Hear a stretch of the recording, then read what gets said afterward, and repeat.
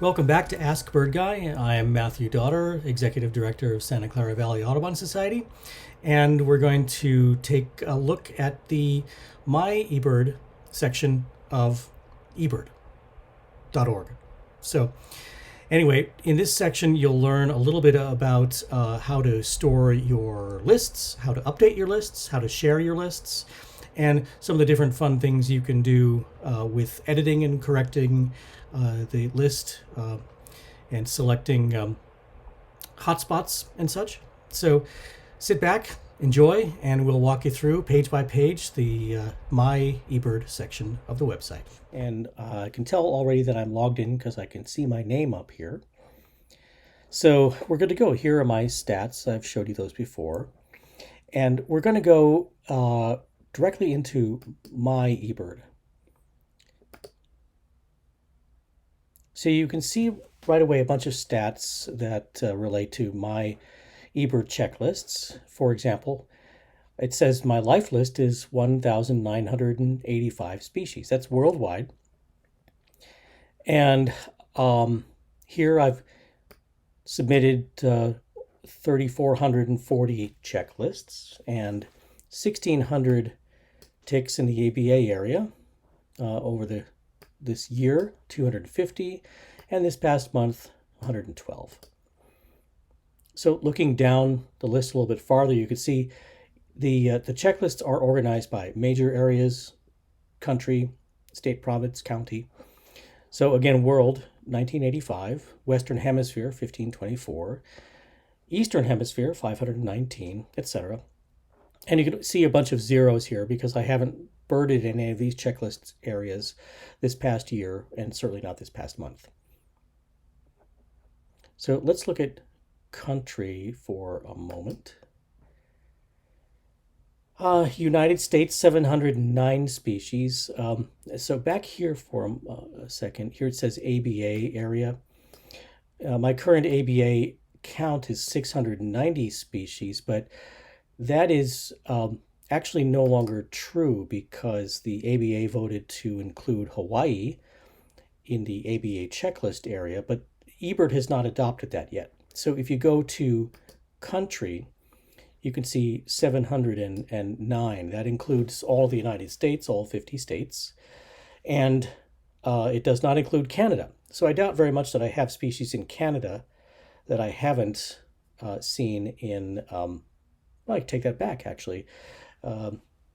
Boreal chickadee and white-winged crossbill were both seen in Canada. There might have been a couple of others. So the entire ABA species count is probably higher than 709. But according to eBird, we're still down here at 690 because they haven't yet adopted the ABA decision to include Hawaii. Anyway, so again, lots of zeros here because I haven't been to France for several years, or Singapore, etc. But you can see here 5 species in Norway, 11 in Switzerland, and the highest count, of course, being in the United States. State and province, I like looking at this actually. So we can see in California, 500 species, and Costa Rica, Ecuador, etc. Those are interesting. Why do those fall under state and province? I would have expected those to fall under country. I might have done something incorrect here. But again, lots of zeros because I haven't been birding in those areas at all recently. The county is probably what most birders tend to look at most often. And you could see here that it's organized top down. So the top county for me is Santa Clara County, my home county, with 337 species to my county life list. This 216 is actually now 217 because I added black-chinned sparrow today up at Loma Prieta. And in this past month, seen 102. And look at all these zeros because I simply, because of COVID, have not traveled in very many counties the past few months. So under Manage Checklists, here you can see all the checklists and I've got 138 pages of checklists. And if you click on that, you can go all the way down and see checklists from the very beginning, and you'll see 1980, 1977, and then before that there are a few lists that were dumped into the sort of catch-all category, January 1st, 1900. Those are locations where I did not have much information. But 1977, when I began birding, it started afterwards entering the data in eBird. So that's all pretty good. That's a lot of checklists, and a lot of checklist hotspots too. Of course, hitting show all is helpful if you want to go directly to, let's say 2009. So I can enter 2009, and there's White Slough in San Joaquin County, etc., Bixby Park, Point Reyes. And you can see those are all the checklists posted for 2009. Those are probably done retroactively. I don't think I began using eBird in earnest for another couple of years.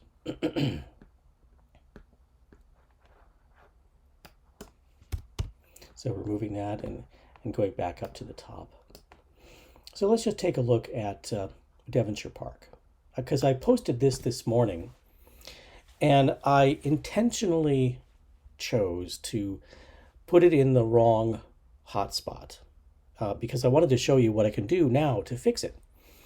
So an American robin I detected from home through the window, and I just wanted to put it down, and I quickly selected a nearby checklist area, hotspot area, Devonshire Park. It's just down the street. It's not very far.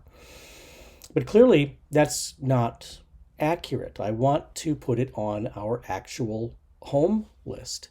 So I'm going to edit the location. And it says Devonshire Park here, but actually I've got a checklist, a hotspot, a personal hotspot for neighborhood Mountain View. Let's see, neighborhood Mountain View, there it is. So that actually is my home, our home. So I'm going to change that to neighborhood Mountain View. And that's now been corrected on eBird. Now let's say I want to do that again. So I'm going to edit the location. Another way of doing it would be select nearby location.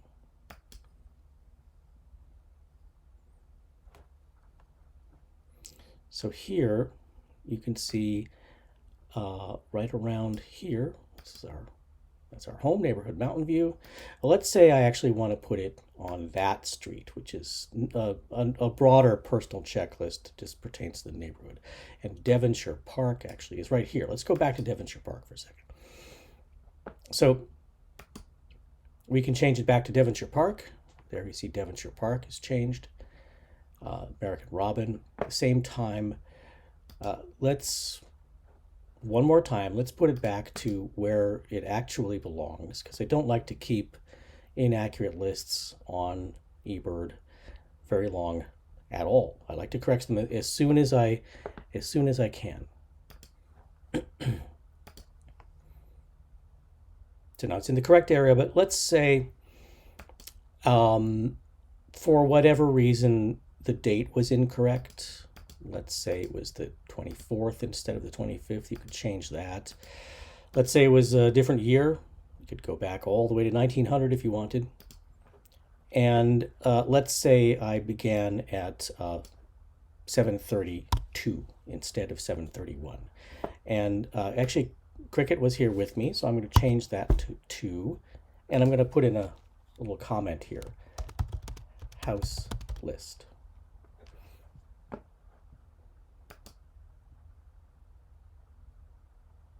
There we go. And you can see that comment house list ends up right here. It was an incidental report because I wasn't really birding. I just happened to hear the robin through the window, and I thought this would be a good demonstration. So now we're going to back out of here, and let me see. Oh, you could also, let's say we had a photograph for the robin. We could add media, and it would allow us to go through our photos or a file on the desktop, what have you. So that's pretty good. And it looks like maybe you could add some additional details. Observation details.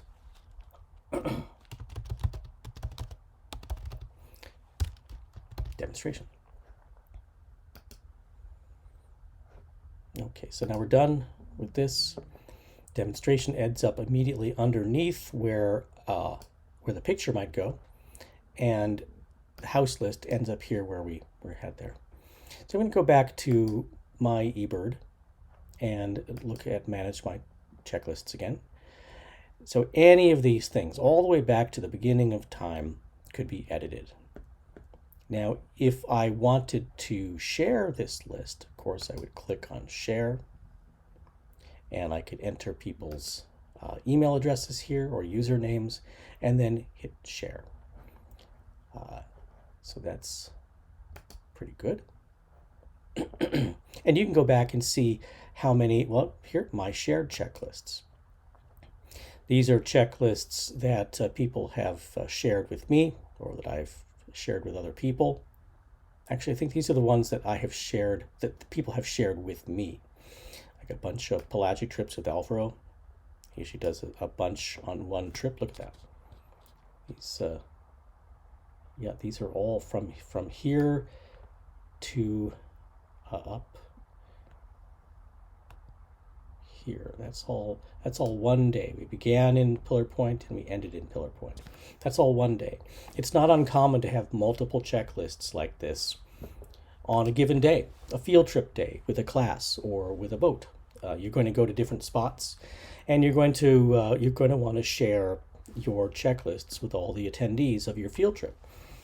Now, they will accept the field trip if they want to, and they may add their comments or their additions, or they may actually delete birds that they did not see from that list. And that's perfectly fair. If there are 10 people on the boat and only 8 of them see the black-footed albatross, then 2 of those people might actually delete the black-footed albatross, but it will not affect other people's lists, and it will certainly not affect the master list. A couple of quick things that I forgot to mention a moment ago. If you, let's take a look at manage checklists.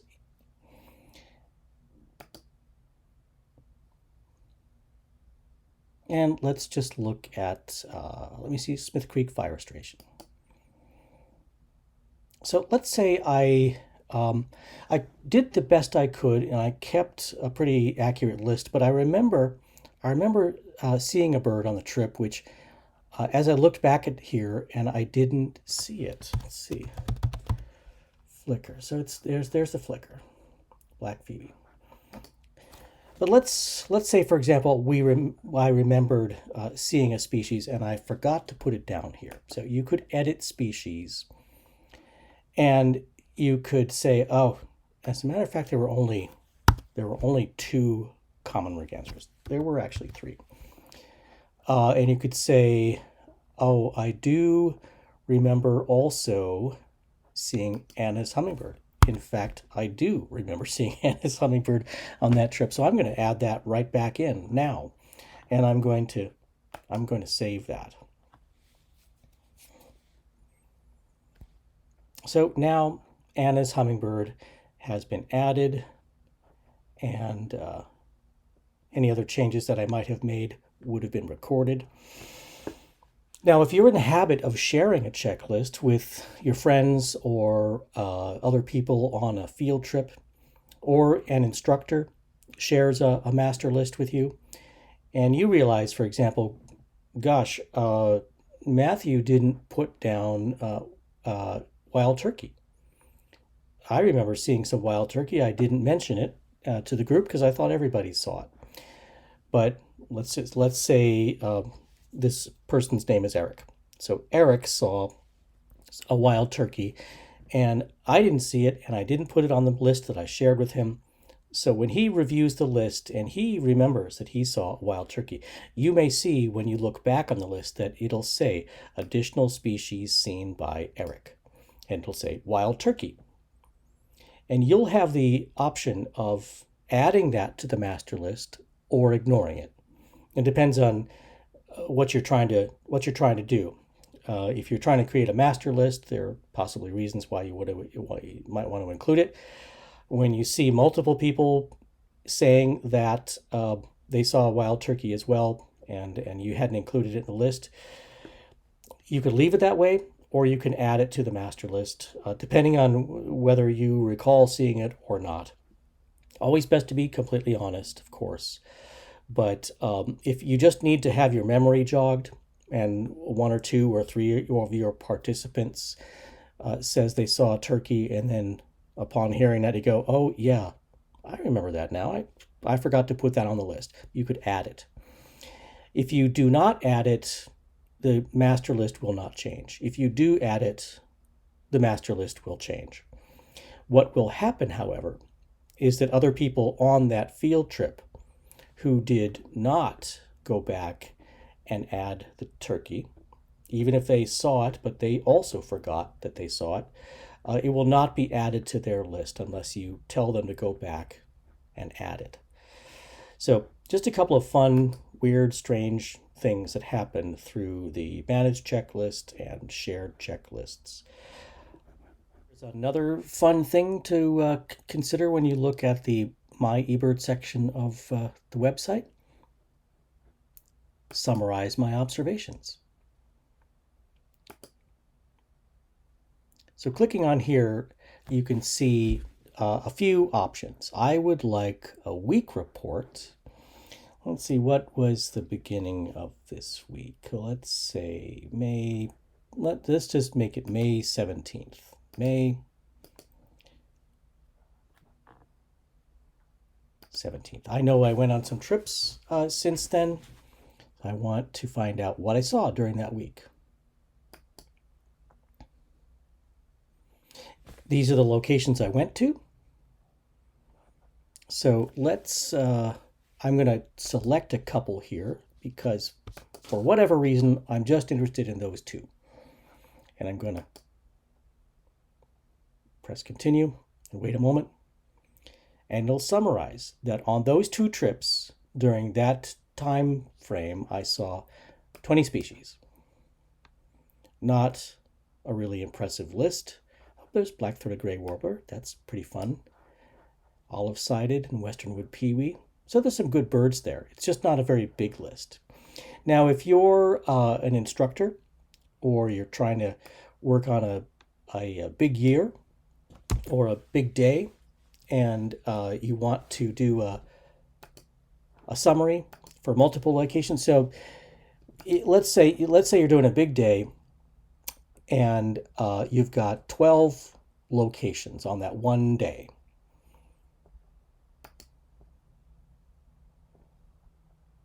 On the wrong page here.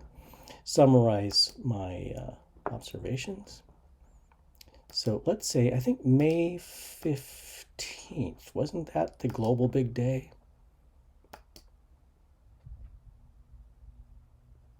No. Well, let's pretend this was a big day. So these two locations again.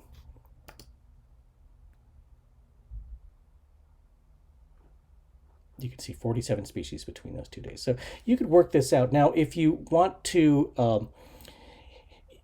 zero, it only allows you to select a week, a month, or a year. Well, let's say you want to find out what happened on a big day, but that big day was 4 days ago, and you have since gone to other locations. So you would click week report, and you would select the beginning, the date you actually want to select here, and then you would, when you get the results of all the locations that you visited, you would just select the ones that you visited on that big day. and that would give you your day results. Even though it's not an option here, you can sort of finagle a day report, even if the day is a month ago, by only selecting the locations you went to on that date. So anyway, that works nicely. Now, one last thing I wanted to show you. There's some other options on here that I really don't use very often, but they're available to you. You can play around with them. But your profile, let's check this out. I love this. I love this about eBird. You can see someone's picture. You can get a picture of their map, see where they've gone in the world, and you can scroll down and see the pictures they've taken and the recordings they've made, etc. You can view all the photos that they've taken. See? It's going to take a little while to load those. There's the rock sandpiper. So let's just go back here. But the map is what's really fun. First of all, this is Cricket. That's my wife. And this is me on our trip to Big Bend, where we finally saw Kalima warbler. After 2 days of hiking up that huge, steep, hot hike, we got the warblers on the second day, and here we are from the overlook, just so happy. And here's just a tiny bio here. You can, see more. There's just a couple words more, not a big deal. You can see here clearly in the United States, 709 species, but notice that Canada is not included, so 32 species there, some of which, or at least 2, are not duplicated down here. Been to Russia, but only this part up there. Sweden, Norway, all over Europe. Lots of little countries here that I've been to that too small, I guess, to really show up. But let's say that map is too big. So let's do United States.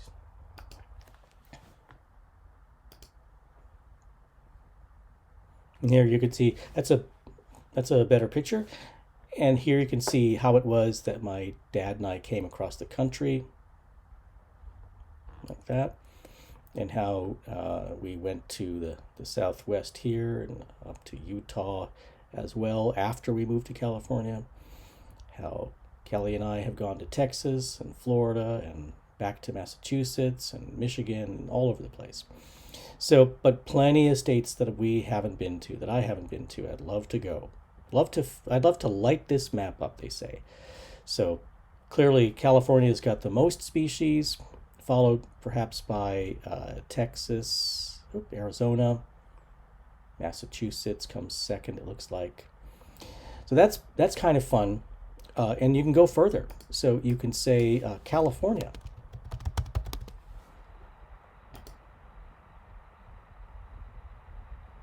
There we go. So look at that. Mendocino County, 0 species. Lake, Trinity, Del Norte, Modoc, 0 birds in those counties. So love to light those counties up also. And we will. We thought maybe this summer we would go up there and put a few birds there, make these a pale yellow or maybe a deeper orange. But the sound of it right now doesn't look like it's going to happen. But let's go to Santa Clara County.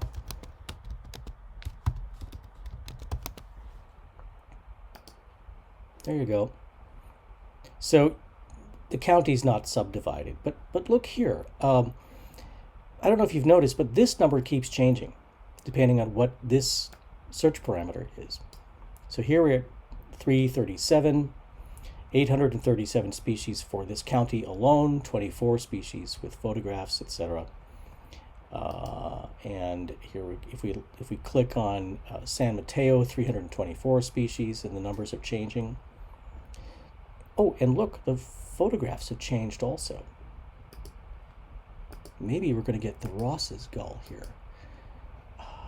Let's just see. I know I got pictures of the Ross's gull.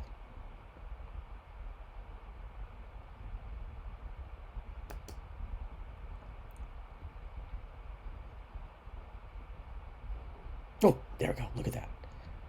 Oh.